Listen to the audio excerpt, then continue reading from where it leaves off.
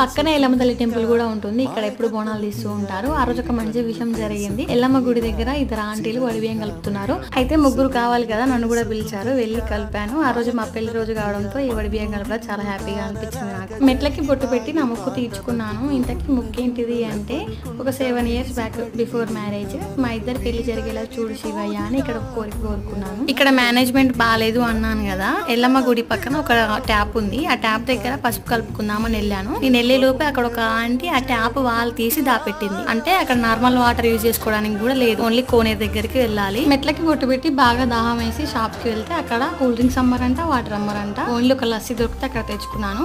చాలా షాప్స్ ఉంటాయి కానీ ఒకటే షాప్ దగ్గర అమ్ముతారంట. ఈ సిస్టమ్ అయితే నాకు అస్సలు నచ్చలేదు. అండ్ కోనేరు దగ్గరికి వెళ్తే చాలా బ్యాడ్ స్మెల్ వస్తుంది. చెత్త చెత్త, కోనేరు అయితే అస్సలు నీట్ గా లేదు. అంత పెద్ద టెంపుల్, మస్తు ఇన్కమ్ వస్తుంది, అయినా ఒక చలివేంద్రం కూడా పెట్టలేదు. ఇది అస్సలు నచ్చలేదు నాకు. పైసలు మాత్రం మస్తు దోచుకుంటారు మన దగ్గర.